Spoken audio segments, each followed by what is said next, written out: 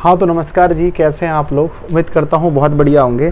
और एग्ज़ाम हमारा बहुत करीब है जी, चाहे वो स्कूल का हो या फिर हमारे बोर्ड एग्ज़ाम हो, बहुत करीब हैं। और आप सब लोग बहुत ज़्यादा कमेंट करते हैं कि सर हमें मॉडल सेट करवाइए, ठीक है ना। और देखिए ये हमारा जो मॉडल सेट है हिंदी का दूसरा है। पहले वाले को लगभग 15,000 छात्रों ने देखा है और उम्मीद है उसे बहुत लोग देखेंगे एग्ज़ाम तक में।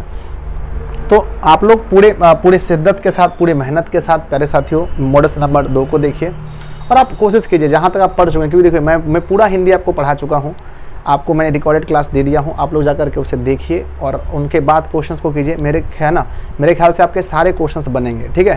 लेकिन आपको वीडियो देखना पड़ेगा और बहुत जल्दी आप खत्म कर देंगे उसको, और जैसे हमको टाइम मिलेगा तो फिर लाइव में भी आप लोग को करा देंगे। आइए, और आपने मॉडल सेट 1 नहीं देखा है तो ज़रूर देख लीजिएगा फटाफट से सब लोग जा करके। एक बार जल्दी से मैं इसका पेन इनेबल कर लेता हूँ सिर्फ, ठीक है।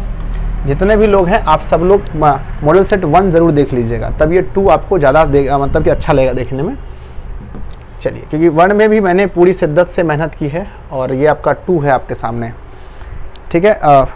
50 क्वेश्चंस है, आपको कोशिश करना है कि लगभग सारे क्वेश्चन सही हों, है कि नहीं। आइए तो पहला क्वेश्चन आपके सामने देखेंगे। फर्स्ट क्वेश्चन लिखा गया कि दही वाली मगम्मा कहानी किस लेखक के द्वारा रचित है। किस लेखक के द्वारा रचित है, आपको अच्छे से पता होगा कि ना, कि हमारा 2 चीज़ होता है, एक होता है गोधोली, एक होता है वर्णिका। तो ये क्वेश्चन वर्णिका से पूछा गया है कि दही वाली मगम्मा कहानी किस लेखक के द्वारा रचित है। अगर आप वर्णिका पढ़ेंगे, लाखों में बच्चों ने है ना उस वीडियो को देखा है जो मैंने दही वाली मगम्मा पढ़ाया आपको। दही वाली मगम्मा के लेखक कौन है, तो श्रीनिवासन है। ऑप्शन नंबर ए आपका सही होगा। क्वेश्चन नंबर 2 पे चलते हैं। क्वेश्चन नंबर 2 है आपका कि मगम्मा की बहू का नाम क्या था। हर 2 साल के बाद ये क्वेश्चन एक बार टपक जाता है कि मगम्मा की बहू का नाम क्या था। तो आपको मैंने बहुत अच्छे से पढ़ाया प्यारे बच्चों।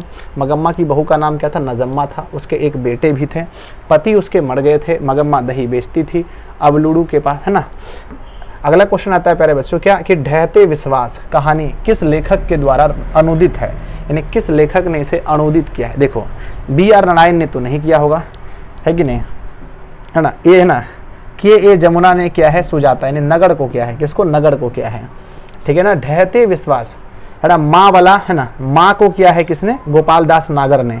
B.R. नारायण भी नहीं होगा, राजेंद्र प्रसाद मिश्र ने। ढहते विश्वास को किसने किया है, राजेंद्र प्रसाद मिश्र ने किया है। Option number A. ऐसे ढहते विश्वास के लेखक हैं सातकोड़ी होता। क्या है, सातकोड़ी होता, ठीक है।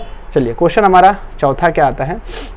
चौथा क्वेश्चन है कि माँ कहानी किस लेखक के द्वारा रचित है, यानी किसने लिखा है। तो मैंने आपको ट्रिकी वीडियो में, अगर आपने ट्रिकी वीडियो नहीं देखा तो उसको भी लिंक दे देंगे। ट्रिक वाले वीडियो में मैंने सिखाया था कि माँ क्या होती है, ईश्वर होती है। माँ क्या होती है, ईश्वर। ईश्वर का मतलब है, इसके लेखक हैं ईश्वर पेटलीकर। आप याद कर लीजिएगा अभी से कि माँ क्या होती है, तो ईश्वर होती है, इसलिए इसके लेखक होंगे ईश्वर पेटलीकर, ठीक है। चलिए 5वां क्वेश्चन है कि मंगू की माँ की कितनी संतानें थी। पिछले जब हमने आपको मॉडल सेट दिया था उसमें क्वेश्चन ये आया था कि मंगू के अलावे माँ की कितनी संतानें थी, यानी मंगू को छोड़कर 3 थे, 2 भाई और 1 बहन। यहाँ क्वेश्चन पूछा गया है कि मंगू के माँ की कितनी संतानें हैं, यानी आप इसमें मंगू को भी ऐड कर सकते हैं, तो मंगू भी ऐड हो जाएगा। तो आपका टोटल मंगू के माँ की 4 संतानें हैं। कौन जन्म से ही पागल और गूंगी थी, तो मंगू बच्चों जन्म से ही क्या थी, पागल और गूंगी थी। मंगू की एक बड़ी बहन थी, उसका नाम क्या था, तो मंगू की बड़ी बहन का नाम कमो था। क्या था, कमो। मंगू की बड़ी बहन का नाम क्या था, कमो था, आपको याद होगा। चलिए आगे बढ़ते हैं। नेक्स्ट क्वेश्चन नंबर हमारा आता है 6। क्वेश्चन है जी कि नगर कहानी किस भाषा से अनुदित है। नगर कहानी जो है वो किस भाषा से अनुदित है। तो मैंने आपको बताया था कि नगर जो है ना, नगर में सुजाता नाम की एक लड़की तेल बेचती थी। तेल का मतलब है ये तमिल है, यह क्या है, तमिल है। तो ऑप्शन नंबर आपका बी हो जाएगा, ये तमिल है, option number B. Next question देखेंगे प्यारे बच्चों। कहते हैं कि पापती की उम्र कितनी थी। देखिए कहा जाता था कि पापती जो थी, पापती की उम्र कितनी थी, तो आई थिंक 11 वर्ष होना चाहिए ना।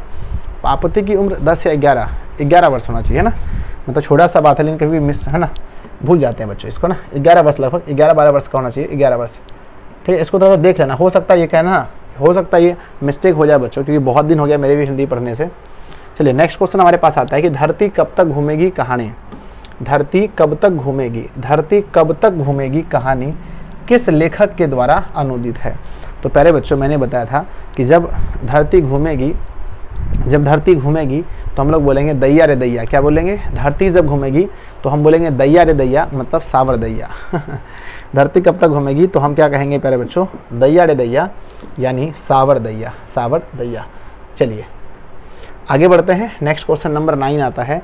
कहते हैं कि मीरा को गंदगी से घृणा है। बच्चों गंदगी से घृणा है, किससे घृणा है? गंदगी से। मीरा को गंदगी से घृणा है, इस वाक्य में से किस कारक का रूप है? तो बच्चों कारक आप लोगों को पता है, कर्ता ने कर्म को करण से, कर्ता ने कर्म को करण से। तो यहाँ पर कर्ण से, कर्ता ने कर्म को करण से, ठीक है ना, किसी चीज है ना, कर्ता ने कर्म को करण से, तो यहाँ पर हो जाएगा कर्ण से। किससे घृणा है? कर्ण से हो जाएगा, ठीक है। चलिए आगे बढ़ते हैं। नेक्स्ट क्वेश्चन हमारे पास आता है कि भूतकाल के कितने प्रकार होते हैं? तो आप लोग हिंदी व्याकरण में पढ़े होंगे प्यारे भाई कि काल होते हैं, ठीक है ना। काल कितने होते हैं? काल होते हैं 3, भूतकाल, वर्तमान काल और भविष्यत काल। लेकिन भूतकाल की अगर बात करें तो उसमें भूतकाल 6 हो जाता है। कितना होता है? 6। तो भूतकाल कितने? 6 हैं, ठीक है ना, 6 होते हैं, ठीक है ना, 6। आगे बढ़ते हैं। नेक्स्ट देखेंगे मेहताब, ये कैसे हो गया है? ये हाँ, दोनों तरफ कैसे हो गया है? ठीक होगा, जल्दी करो, रुक जाइए प्यारे साथियों आप सभी लोग, एक मतलब 30 सेकंड लगेगा, देख लीजिए, हो जाएगा ठीक, ठीक है।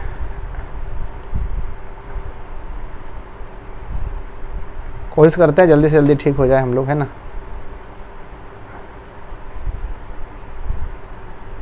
कैसे पढ़ाना पड़ेगा?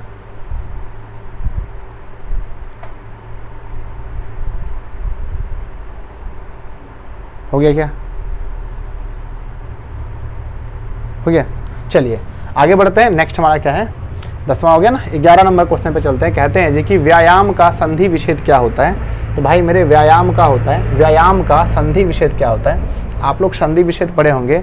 व्यायाम को कहते हैं कि वी जोड़ आयाम, वी और जोड़ आयाम से होता है व्यायाम। ऑप्शन नंबर बी सही है, ठीक है। नेक्स्ट आप देखिए, कहते हैं कि नीरव का संधि विच्छेद क्या होगा? नीरव, नीरव का संधि विच्छेद क्या होगा? 9 दीर्घिकार है, र और व, तो होता है निहि जोड़ रव। आप लोगों को मैंने संधि विच्छेद पढ़ाया था, याद कीजिए, नहीं देखा तो आप लोग वीडियो देखिए, संधि विच्छेद बाय, है ना, बाय दिशा ऑनलाइन क्लासेस आ जाएगा, ठीक है ना। तो नीरव का होता है निहि जोड़ रव बराबर होता है नीरव। अगला क्वेश्चन है कि आ जन्म में कौन सा समास है? आ जन्म में कौन सा समास है? तो आप देख सकते हैं, मैंने सिखाया था आप लोग को, जब मैं समास पढ़ाया होगा पहले बच्चों, तो मैंने बताया था आ जन्म, क्या पढ़ाया था? आ जन्म, आ मरण, आ मरण, ये सभी चीज़ों में क्या होता है? अव्ययी भाव समास होता है, क्योंकि इसका पहला पद अगर आप देखेंगे तो पहला पद इसका अवयव है, ठीक है। चलो नेक्स्ट क्वेश्चन नंबर 14 क्या आता है? चलिए नेक्स्ट क्वेश्चन नंबर 14 देखेंगे आप लोग। क्वेश्चन है कि जन्म मरण में कौन सा समास होता है? तो जन्म और मरण में कौन सा समास है? तो आप देखेंगे जन्म मरण, जैसे भाई बहन, दाल रोटी, माता पिता, इसमें क्या होता है? हमने आपको इधर ही पढ़ाया है, इसमें द्वंद्व समास होता है। चलिए 15 नंबर क्वेश्चन देखें। कहते हैं निस्तेज में कौन सा उपसर्ग है? बताइए, निस्तेज में कौन सा उपसर्ग है? उपसर्ग जो किसी शब्द के पहले लगता है और प्रत्यय बाद में लिखता है। कहते हैं कि निस्तेज में कौन सा उपसर्ग है? तो निस जोड़ तेज, निस्तेज, तो निस यहाँ हलंत लिखा है ना, हलंत, यानी निस ऐसे होगा, निस, ये है निस, तो निस जोड़ तेज से होता है निस्तेज, ठीक है। चलिए 16 नंबर क्वेश्चन में चलते हैं कि बुढ़ापा में कौन सा प्रत्यय होता है? बताइए, बुढ़ापा, बुढ़ापा में कौन सा प्रत्यय होता है? तो बुढ़ापा में आप देखेंगे तो सिर्फ हम पा नहीं बोल सकते हैं, तो बुढ़ापा में जो प्रत्यय होता है वो आपा होता है। क्या होता है? बुढ़ापा, तो बुढ़ापा में आपा प्रत्यय होता है। क्वेश्चंस पूछे गए हैं एग्जाम में। नेक्स्ट हमारा क्वेश्चन आता है 17 नंबर क्वेश्चन। कहते हैं निम्नलिखित में से कौन सा शब्द शुद्ध है? निम्नलिखित में से कौन सा शब्द शुद्ध है?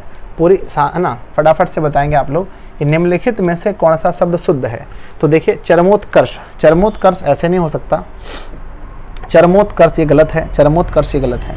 ऑप्शन नंबर ए चरम जोड़ उत्कर्ष, चरम और जोड़ उत्कर्ष बराबर होता है चरमोत्कर्ष। ऑप्शन नंबर ए बिल्कुल सही है।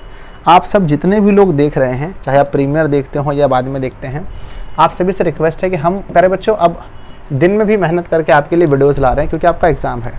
आप लोगों का कर्तव्य बनता है कि वीडियो को लाइक करें, चैनल पर पहली बार हैं तो आप सब्सक्राइब करें, क्योंकि ये चीज़ प्यारे बच्चों आपको हर जगह नहीं मिल सकती है। और अपने सभी दोस्तों में शेयर करें ताकि वो लोग भी इसे देखें, आपके दोस्त भी सीखें कुछ, आप तो सीख ही रहे हैं। 18 नंबर क्वेश्चन है कि निम्नलिखित में से कौन सा वाक्य शुद्ध है। उधर क्यों नहीं जा रहा, सब छोटा लग रहा है इधर, हाँ? निम्नलिखित में से कौन सा वाक्य शुद्ध है। देखिए पहला ऑप्शन पढ़िए, यह बालक कहाँ जा रहे हैं। देखो एक बालक, यह बालक कहाँ जा रहे हैं नहीं होगा, कहाँ जा रहा है होगा, तो ये गलत है बच्चों। दूसरा, बच्चा का क्या समाचार है ऐसा होता है कि बच्चा का क्या समाचार है, नहीं, बच्चा का समाचार नहीं होता, क्या हाल चाल है ऐसे पूछ सकते हैं। फूलों की एक माला ला दीजिए, हाँ ये सही है ना, फूलों की एक माला ला दीजिए, ये बिल्कुल सही लग रहा है मुझे। अगला आता है, लता 2 चिट्ठी लिखी, लता ने 2 चिट्ठी लिखी, ऐसा हो सकता था, तो option number C is right answer. तो आप समझ सकते हो ना कि वाक्य भी शुद्ध करने के लिए एग्जाम में आता है। कहते हैं अक्ल पर, कहते हैं अक्ल पर, चलिए ओह सॉरी, अक्ल पर पत्थर पड़ना, अक्ल पर पत्थर पड़ना मुहावरे का सही अर्थ क्या है। तो अक्ल पर पत्थर पड़ना मुहावरे का अगर सही अर्थ देखें तो होता है बुद्धि भ्रष्ट हो जाना। क्या होता है, बुद्धि भ्रष्ट हो जाना, खोल के लगाओ, बुद्धि भ्रष्ट हो जाना। ऑप्शन नंबर क्या होगा, डी सही होगा आपका, है कि नहीं, बुद्धि भ्रष्ट हो जाना। नेक्स्ट हमारा क्वेश्चन क्या आता है, अगले क्वेश्चन पे चलते हैं।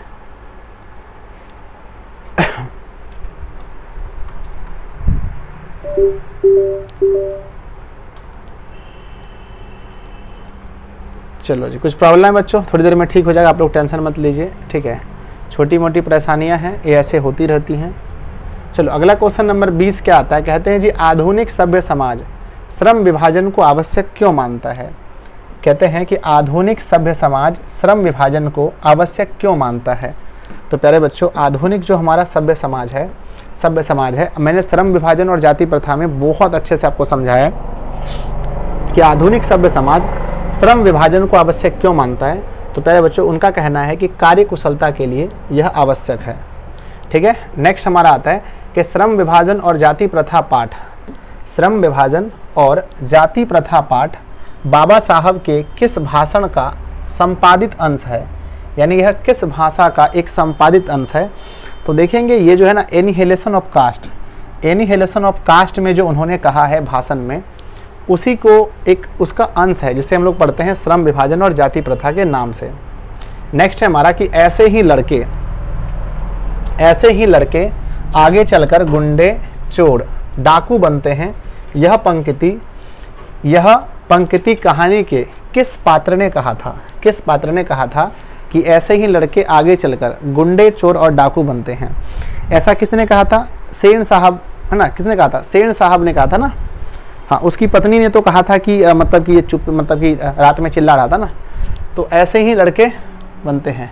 गिरधर ने नहीं कहा होगा, सोफर ने तो बिल्कुल नहीं कहा होगा, बच गया सेन साहब और उसकी धर्मपत्नी, ठीक है। मुझे लग रहा है बच्चों सेन साहब की धर्मपत्नी ने बोला होगा, ठीक है ना, ऑप्शन नंबर ए, उसकी धर्मपत्नी ने बोला होगा।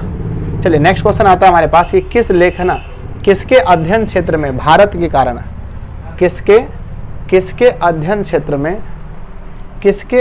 क्षेत्र में भारत के कारण नवजीवन का संचार हो चुका है, नवजीवन का संचार हो चुका है, किसके कारण से।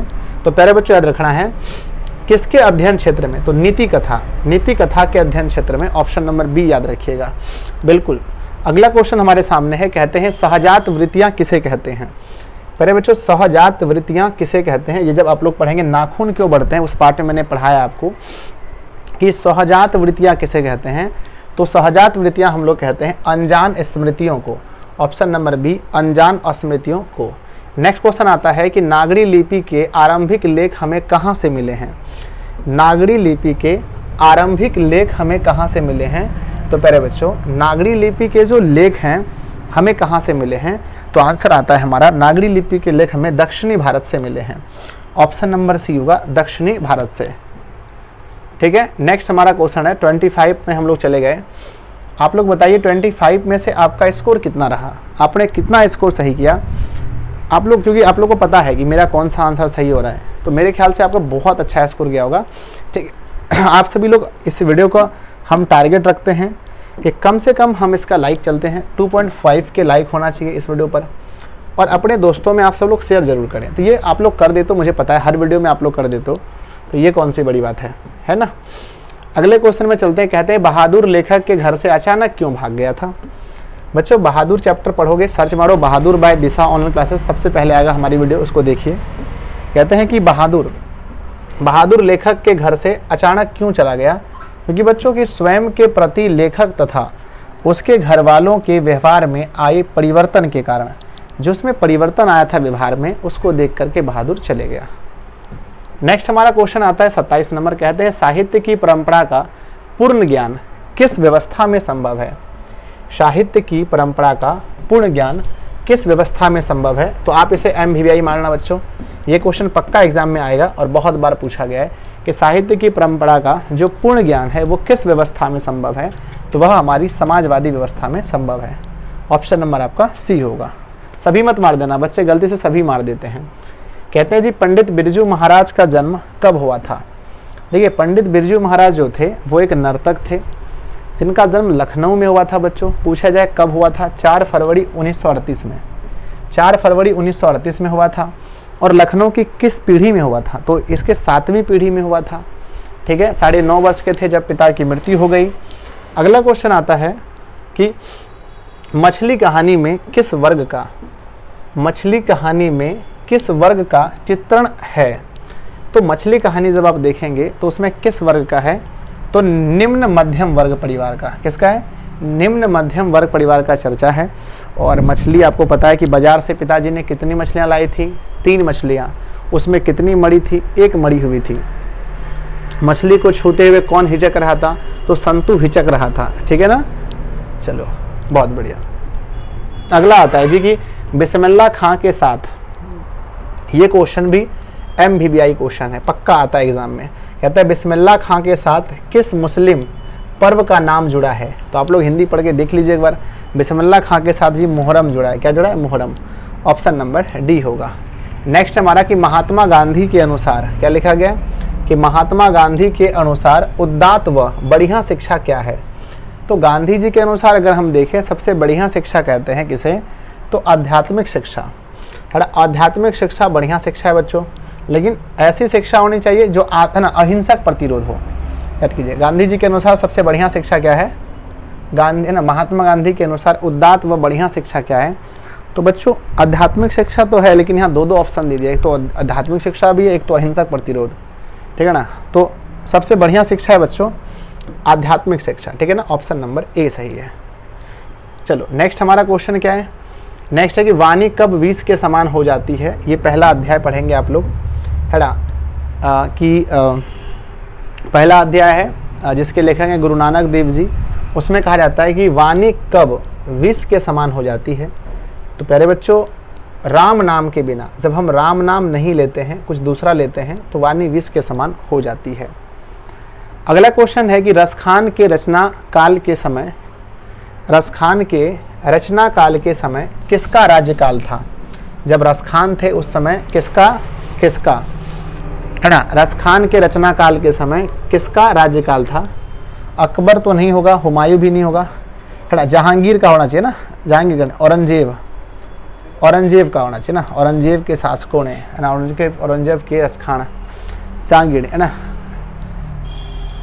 जहांगीर या औरंगजेब होना चाहिए बच्चों। ठीक है, अकबर तो नहीं होगा, हुमायूं भी नहीं होगा, जहांगीर का था, औरंगजेब का था। ठीक है, इसमें देख लेना आप लोग, कमेंट वगैरह कर देना। ठीक है, देख करके बच्चों दोनों में क्या होगा आंसर। बहुत दिनों से मैंने मॉडल सेट नहीं देखा, अचानक मॉडल सेट आकर के मैं इसको सॉल्व कर रहा हूँ, तो कहीं कहीं परेशानी हो रहा है थोड़ा सा। ठीक है ना, इसको थोड़ा सा देख लेना आप लोग, इसका राइट आंसर क्या होगा। ठीक है, नेक्स्ट बच्चों की कवि ने पर्जन्य किसे कहा है। कवि ने पर्जन्य किसे कहा है, तो कवि ने पहले बच्चों पर्जन्य बादल को कहा है ना, किसको कहा है, बादल को। बादल को क्या कहा है, पर्जन्य कहा है। पर्जन्य कहा है किसको, बादल को। नेक्स्ट क्वेश्चन हमारे पास आता है कि प्रेमघन अपना आदर्श किसे मानते थे। तो प्रेमघन अपना आदर्श किसे मानते थे, तो आप लोगों ने भारतेंदु हरिश्चंद्र का नाम सुना होगा। भारतेंदु हरिश्चंद्र को प्रेमघन अपना आदर्श मानते थे। ठीक है, नेक्स्ट क्वेश्चन हमारे सामने क्या आता है कि भारत माँ के श्रेष्ठ मुख की तुलना, भारत माँ के श्रेष्ठ मुख की तुलना कवि ने किससे की है।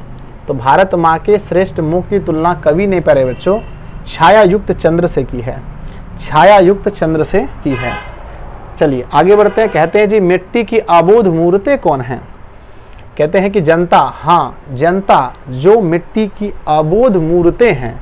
तो कहते हैं कि मिट्टी की अबोध मूर्तें कौन हैं? तो जनता। अगर आप लोग पढ़ेंगे जनतंत्र का जन्म, जिसके लेखक रामधारी सिंह दिनकर जी हैं, वहीं पर यह चीज बोला गया है कि जनता मिट्टी की अबोध मूर्तें हैं। ठीक है, अगला क्वेश्चन नंबर आता है कि हिरोशिमा कविता किसका चित्रण करती है? हिरोशिमा कविता जिसके लेखक अज्ञ हैं, अज्ञ प्यारे बच्चों, जिसकी भाषा व्रज भाषा है, व्रज भाषा है। अज्ञ का जन्म 1911 ईस्वी में हुआ था। और हिरोशिमा कविता किसका चित्रण करती है? तो हिरोशिमा और नागासाकी में परमाणु बम गिराए थे अमेरिका ने, आपको पता है। इसमें बच्चों क्या लिखा है कि है ना, यह आधुनिक सभ्यता की दुर्दांत मानवीय विभीषिका का, ठीक है ना। तो बच्चों आधुनिक सभ्यता की दुर्दांत मानवीय विभीषिका का चित्रण करने वाली कविता कौन सी है? तो यह है हिरोशिमा, हिरोशिमा। चलिए 39 नंबर क्वेश्चन में कहते हैं एक वृक्ष की हत्या कविता किस काव्य संग्रह से लिया गया है? तो प्यारे बच्चों अगर आप देखेंगे तो एक वृक्ष की हत्या के लेखक कौन है? तो वीर कुंवर नारायण हैं। और प्यारे बच्चों यह किस कविता संग्रह से लिया गया है? तो इन दिनों से लिया गया है, इन दिनों से लिया गया है। ऑप्शन नंबर सी होगा। बहुत कन्फ्यूजन होता है ग्राम्य और इन दिनों में, लेकिन इसका राइट आंसर होगा इन दिनों। ठीक है, नेक्स्ट क्वेश्चन नंबर 40 देखिए। क्वेश्चन है जी कि गरीब बस्तियों में हुआ, गरीब बस्तियों में हुआ क्या हुआ था? आप लोग जब पढ़ेंगे वो वाला का क्या नाम है, विष के दांत, तो विष के दांत में बताया गया है कि गरीब बस्तियों में हुआ धमाके से देवी जागरण। गरीब बस्तियों में क्या हुआ था? धमाके से देवी जागरण हुआ था। चलिए उम्मीद है बहुत अच्छा गया होगा। लास्ट के 10 क्वेश्चन है, आप बड़े अच्छे से दीजिए, सारा क्वेश्चन सही होगा आपका। ठीक है, कहते हैं कि सृष्टि की विकास कथा का प्रथमा अक्षर, कहते हैं बच्चों कि सृष्टि की विकास कथा का प्रथमा अक्षर क्या है? ठीक है, तो आप लोग पढ़ेंगे अक्षर का ज्ञान, जिसकी लेखिका है अनामिका। वहाँ एक बच्चा क ख ग घ अंघ लिखने में नहीं लिख पाता है और अंघ लिखने में वो रोने लगता है। तो कहते हैं कि सृष्टि की विकास कथा का प्रथमा अक्षर क्या है? तो बच्चों विफलता पर छलके आंसू, विफलता पर छलके आंसू ही प्रथमा अक्षर हैं, जो हम विफल हो जाते हैं और हमारी आंसू आ जाते हैं। चलिए अगला क्वेश्चन हमारे पास है, नेक्स्ट है बच्चों कि लौट कर आऊँगा फिर कविता किस कवि द्वारा भाषांतरित है? देखिए लौट कर आऊँगा कविता ये बच्चों बांग्ला भाषा की कविता है, जिसके लेखक हैं जीवनानंद दास। लेकिन इसको हिंदी भाषा में हम लोग पढ़ते हैं, इसको हिंदी भाषा में करने वाले व्यक्ति का नाम क्या था? उस व्यक्ति का नाम था बच्चों प्रयाग शुक्ल। क्या नाम था? प्रयाग शुक्ल, है ना। क्या लिखा है कि, है ना, कि लौट कर आऊँगा फिर कविता किस कवि द्वारा भाषांतरित है? अगर ये पूछा जाता है इसके कवि कौन है, तो कवि होंगे जीवनानंद दास, लेकिन किस कवि द्वारा भाषांतरित है? तो प्रयाग शुक्ल के द्वारा। ठीक है ना। चलिए आगे बढ़ते हैं। अगला क्वेश्चन है हमारा कि मेरे बिना तुम प्रभु किस भाषा में अनुदित है? मेरे बिना तुम प्रभु, इसके है ना किस भाषा में अनुदित है? तो बच्चों मेरे बिना तुम प्रभु के लेखक है रेनर मारिया रिल्के, और यह किस भाषा से अनुदित है? तो यह बच्चों जर्मन भाषा से अनुदित है। ऑप्शन नंबर बी सही होगा। अगला क्वेश्चन है कि धरती कब तक घूमेगी कहानी किस लेखक के द्वारा अनुदित है? बच्चों धरती कब तक घूमेगी, याद कीजिएगा जब धरती घूम रही थी तो इसके लेखक कौन है? धरती कब तक घूमेगी? साल भर। इसके लेखक है सावरदैया, सावरदैया। अब जब धरती घूम रही थी ना, तो इसके है ना इसको अनुदित किसने किया था? खुद सावरदैया ने ही अनुदित किया था। इसके लेखक भी सावरदैया है और अनुदित भी उसी ने किया था, इसलिए इसका आंसर होगा सावरदैया। ऑप्शन नंबर बी सही होगा। चलिए नेक्स्ट हमारा क्वेश्चन है कि स्वदेशी शीर्षक पाठ में दोहा का संकलन किस पुस्तक से लिया गया है? तो बच्चों हम लोग जो पढ़ रहे हैं स्वदेशी शीर्षक पाठ में दोहे का संकलन किस पुस्तक से लिया गया है? तो यह जीर्ण जनपद से, है ना, भारत सौभाग्य नहीं। स्वदेशी शीर्षक पाठ में दोहे का संकलन किस पुस्तक से लिया गया है? तो पहले बच्चों ये होगा जीर्ण जनपद। ठीक है ना, ऑप्शन नंबर डी। लेकिन मुझे हल्का सा कन्फ्यूजन है, बहुत दिन हो गए जी हिंदी पढ़ाने से। ठीक है ना, तो ऑप्शन नंबर डी जीर्ण जनपद होना चाहिए। हल्का सा मुझे कन्फ्यूजन, आप लोग इसको देख लीजिएगा। ठीक है, 2 क्वेश्चन में ऐसा हो गया। अगला क्वेश्चन आता है जी कि मेरे बिना तुम प्रभु कविता किस भाषा द्वारा किस कवि के द्वारा अनुदित है? मेरे बिना तुम प्रभु देखेंगे तो यह एक जर्मन भाषा में लिखा गया था। इसके लेखक रेनर मारिया रिल्के थे। हम लोग इसको हिंदी में पढ़ रहे हैं ना, तो इसको अनुदित करने वाले जो कवि हैं उसका नाम है धर्मवीर भारती। क्या नाम है? Dharamvir Bharati. Option number B. अगला क्वेश्चन आता है जी, कहते हैं जी दिन दुना रात चौगुना मुहावरे का सही अर्थ क्या होता है। कहते हैं कि दिन दुना और रात चौगुना मुहावरे का सही अर्थ क्या होता है। ऑप्शन लिखा है कि दिन रात परिश्रम करना, ऑप्शन बी हानि होना, हानि तो हो नहीं सकता है, दिन रात सोना, ये तो एकदम गलत है जी, खूब उन्नति करना, ठीक है ना। दिन दुना रात चौगुना का अर्थ होता है खूब उन्नति करना। देखते हो ना, कभी हम लोग किसी को बोलते हैं प्रणाम जी, तो क्या कहते हैं कि आप दिन दुना रात चौगुना तरक्की कीजिए। चलिए नेक्स्ट हमारा क्वेश्चन आता है 48 नंबर क्वेश्चन। कहते हैं मैं आपकी शरण में आया हूं, मैं आपकी शरण में आया हूं, मैं आया हूं, इस वाक्य में किस कारक की विभक्ति है, कौन सा कारक है। आप लोग पढ़े होंगे, कर्ता ने कर्म को करण से, संप्रदान को के लिए आपादान से, संबंध काके की रारेदी, अधिकरण में पढ़। अधिकरण क्या होता है, अधिकरण, अधिकरण, अधिकरण में होता है ना में पढ़। तो मैं आपकी शरण में आया हूं, तो कौन सा होगा, अधिकरण होगा, ऑप्शन नंबर बी। अगला क्वेश्चन है हमारे पास कि विजयनगर के राजाओं के लेखों की लिपि को क्या नाम दिया गया था। विजयनगर के राजाओं के लेख है ना, लेखों की लिपि को क्या नाम दिया गया था। तो विजयनगर के जो राजाएं थे उसके जो लेख थे उसको नाम दिया गया था प्यारे बच्चों नंदी नागरी। क्या बोलते हैं, नंदी नागरी, ऑप्शन नंबर सी होगा।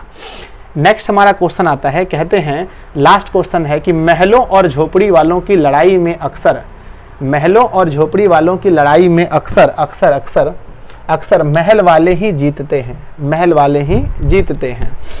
पर उसी हालात में जब दूसरे झोपड़ी वाले उनकी मदद अपने ही खिलाफ करते हैं, अपने ही खिलाफ करते हैं, किस पाठ की पंक्ति है।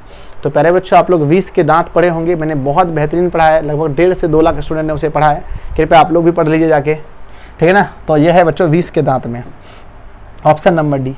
हम उम्मीद करते हैं कि आपका स्कोर बहुत अच्छा रहा होगा। 48 क्वेश्चन हमने कंफर्म बताए, 2 क्वेश्चन मैंने खुद डाउट किया है, तो प्लीज़ बच्चों आप लोग बताइएगा आपका मतलब क्या स्कोर रहा, ठीक है। 2-4 चीज़ आप लोग जरूर कीजिएगा, है ना। आगे से हम ध्यान रखेंगे ऐसा नहीं हो बच्चों। मैंने सोचा था कि पेपर बहुत इजी होगा, तो मैंने बिना कुछ तैयारी का आ गया सेट लगाने के लिए, मुझे खुद से 2 क्वेश्चन से मैंने डाउट कर दिया, ठीक है। तो आप सभी लोग प्यारे बच्चों लाइक ज़रूर करना, सब लोग, जितने भी लोग नए हैं अपने दोस्तों को भेजना सब लोग जी, ठीक है। और सबसे पहली बात है जो नए लोग हैं आप सब लोग सब्सक्राइब जरूर कीजिए, क्योंकि सब्सक्राइब करने का आपको नोटिफिकेशन मिलता है रेड वाला, ठीक है जी। और बाकी क्या कहेंगे हम, इसका नोट्स आपको पेड क्लास में मिल जाएगा, आप लोग ले लीजिएगा। जो लोग पेड में नहीं जुड़े हैं, ठीक है, तो आप लोग जुड़ जाना प्यारे बच्चों। पेड में जो लोग नहीं जुड़े हैं, जुड़ने के लिए यह है 7700879453 नंबर है। इस पर आप मुझे व्हाट्सअप कर देना कि सर मुझे पेड क्लास में जुड़ना है, या फिर आप मुझे कॉल कर देना। नीचे लिंक है जी, वहाँ पर जाके भी आप पेमेंट करके डायरेक्ट ग्रुप में जुड़ सकते हैं, नीचे लिंक दिया गया है वीडियो का, ठीक है ना। तो चलिए आप लोग बताइए आज का क्लास कैसा लगा आप सभी को। मुझे उम्मीद है आपको बहुत पसंद आया, क्योंकि मुझे खुद पसंद आया तो आप लोग को भी पसंद आया होगा, ठीक है। और थोड़ा सा थके फील कर रहे थे आज, इसके लिए सॉरी बच्चों। आगे से हम और अच्छा करने का कोशिश करेंगे, हम आपके लिए मतलब हमेशा कोशिश ही कर देंगे, ठीक है ना। अभी बच्चों मिलते हैं नेक्स्ट क्लास में, उम्मीद है नेक्स्ट क्लास और अच्छा होगा। जय हिंद।